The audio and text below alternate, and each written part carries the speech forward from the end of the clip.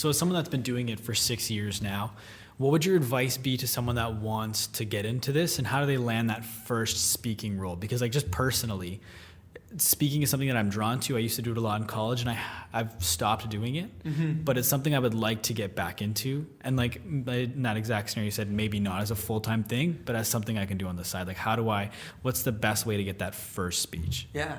Well, I mean, first and foremost, I mean, there's two types of people. There's people who need pressure to get work done, and then there's people who can get work done. I need pressure to get work done. So I get a booking and then I create the keynote, you know? I know the keynote's outline but I have to get the booking, so then I'm like, now I gotta actually create this talk and it's gotta be amazing.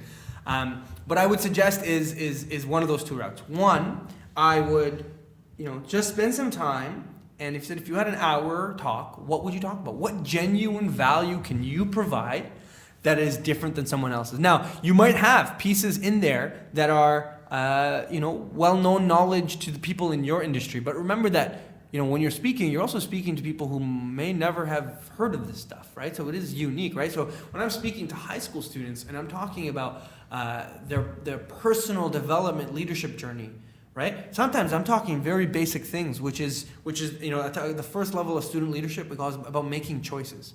It's about understanding that life is just a series of choices. That's all it is. It's one choice after another. Like if you can start looking at life as 100% of things as my choice, then your perspective changes. You take 100% responsibility, which is something that if you've ever been in a personal development kind of world, that's like rule number one. Everyone knows it. And everyone's like, why would I ever say that? Everyone knows it. Well, they don't, right? And so one, I would recognize that, and I would start building out your kind of 1 hour workshop, like 1 hour talk. What value can I provide? And then the personal perspective on that, right? So it's about yes, it's about providing content, and sometimes, we say there's no such thing as really new content because it's all out there, but it's providing knowledge with a unique personal story and then a unique perspective. Your perspective, right? Like my perspective as Fahad, as a student leader, right? So I was grade 8 president, I was grade 12 president, and I was president of my student union at Carleton. So I have a unique perspective as a student leader who's literally been all levels of student leadership, right? At the age of 21, having to lead a team of 150 staff and $8 million at a student union. Now I provide that perspective onto management, which is unique to anyone else's perspective, and suddenly that, coupled with existing knowledge, creates an aha moment for someone in your crowd, right? So create that 1 hour content. What does that look like? What can you provide? What are the facts and knowledge? What are the personal stories that you can share? And what are the deep perspective insights that only you can share? And then I would take that, I would create it into a short description, a two or three sentence description, and I would shop it around to 10 to 15 different possible clients. So there's conferences happening all the time. There are schools all the time looking for speakers. There are associations that are looking for speakers for their memberships. So like the Kiwanis or Rotary clubs, who are there. There's in Ottawa, I think 1,600 charities and associations, and that alone, they don't have budgets to pay for speakers, but you can go and for free. Like, hey, I'll do a workshop on marketing and how to elevate your brand as a way to increase engagement with your donors for charities. Boom, and just send it out. Hey, I'll come in and do this for free, right? Or I'll come in and do this for $50, right? Sometimes even just asking for $50 creates a commitment, right? Whatever it is, right? And then that gets you the door. That just gets you doing them, right? And then the first time you do it for free, and they love it. They're like, hey, can we recommend you to like one of our friends? Yeah, no problem. You recommend, you do a couple, and then you start asking for a little bit of money. Then you start engaging. Then they ask you to come back. Hey, we love what you did. Do you have any consulting? Can you work with us on a project? Now there's opportunity. Now there's so a lot of people use speaking as a way to generate further business.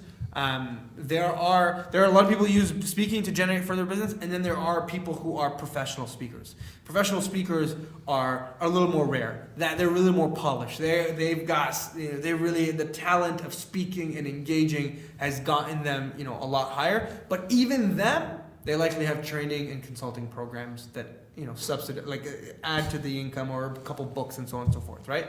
You don't need a book to start speaking, and you don't need a online training program and a full website. One, just develop a 1 hour content and shop it out there to the people. And then as you start doing those shots, get a camera and film yourself 3, 4, or 5 times. Suddenly you have a promo video, right? Suddenly you create a promo. Now you slice that video up and you put it on a Squarespace page that you made overnight that has only one thing on that Squarespace page, which is the description of the workshop, the results they get from the workshop that you've already outlined, and a video clip of you doing it, and then the 5 logos of the 5, 5 associations you just spoke with.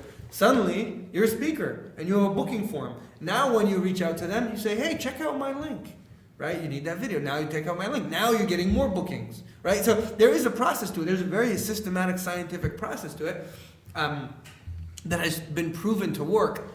The part that is key is like the actual delivery of the delivery, your ability to have a phenomenal craft, and then 2, what they're paying for is not necessarily the speaking.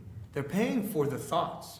I think that speakers forget that speaking is a medium, right? But it's a medium to explore content, and so you have to constantly be coming up with new content.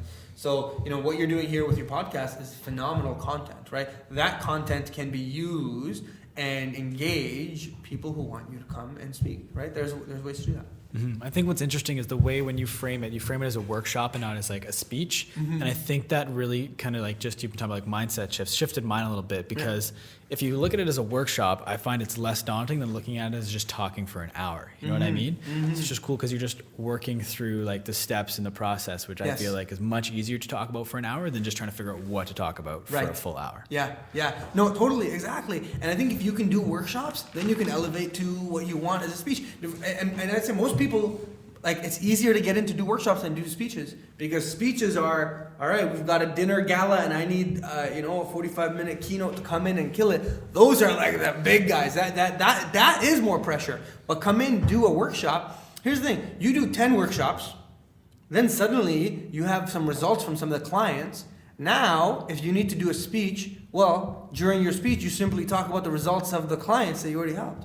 Right? You hear these speakers and they're like, so one time I was with IBM and we were working on this thing, and they're telling stories about what? Their workshops, right? They're consulting. And so your own workshops feed your content for your speeches, because now there is no breakout time and it's just full hour. And I mean, you'd be surprised, right?